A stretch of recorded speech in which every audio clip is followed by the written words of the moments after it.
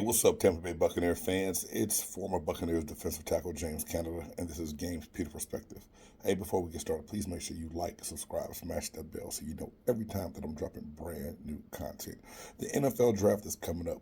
The Buccaneers currently hold the 26th pick in the first round. Now, we secured Baker Mayfield. We've locked up Mike Evans. We've made some changes and let some people go. What do you want to see the Buccaneers draft here in the first round?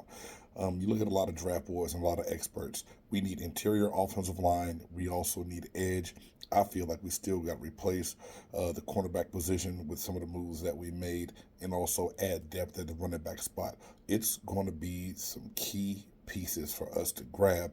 Being that late in the draft, would you even be mad if the Buccaneers traded out and then got more picks for the second and third round? Let me know what you think. I'm going to drop some nuggets and jewels on what I think the Buccaneers should get, or who the Buccaneers should get, and who they should target. Tampa Bay Buccaneer fans, it's time for your Buccaneers to make their pick.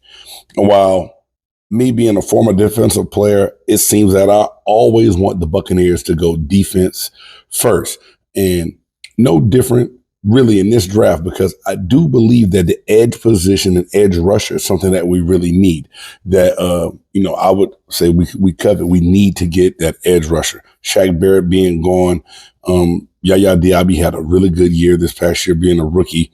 I think we need to add to that with Kalijah Cansey and Vita. They are doing what they do in the middle.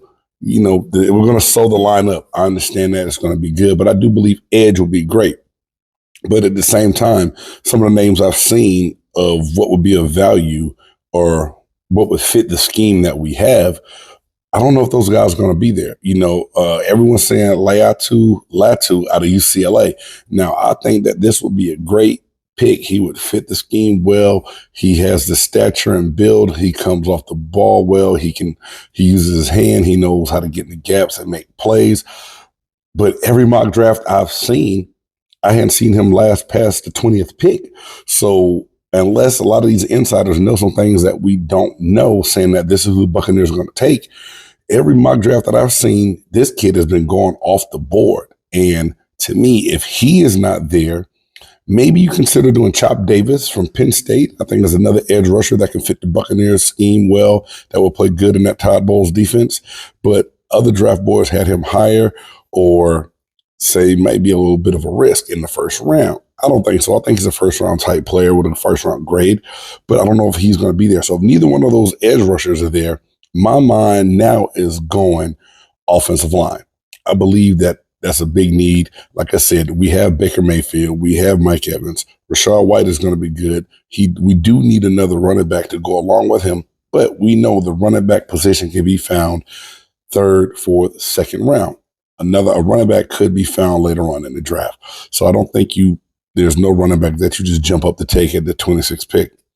So looking at some offensive linemen and how they grade out, I like to get those interior offensive linemen that can do more than one thing. So center and guard. And the person I believe that would do that well is Jackson Powers Johnson out of Oregon. 6'3", 334 pounds, skilled athlete for a big man. Played defensive line a little bit his first year. Had to play some guard, plays some center, is a very strong player. Now, sometimes he gets called out for being flat-footed and not knowing where to go uncovered in pass rush situations and pass blocking situations, I should say, But that's something that you can learn and teach scheme-wise. The measurables on this kid is really good. Like I said, strong, gritty, nasty, gets after it. And I believe that you have to consider that interior offensive line to go along with Cody Mock and other guys that are left over from, what's coming back from last year.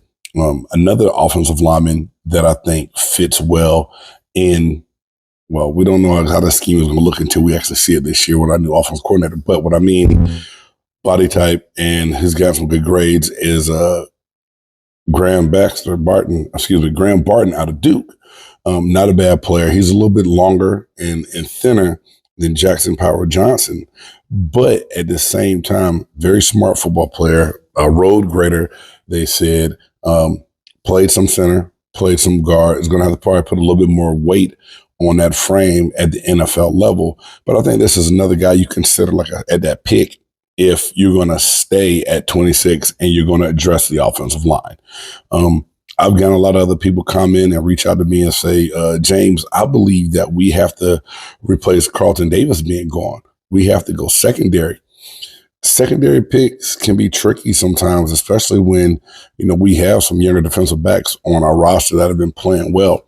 But a name that has surfaced a lot is Terrion Arnold out of Bama, that he could be there and be worth the pick at 26 as well, and can come in and help contribute on the defense and even help out on special teams.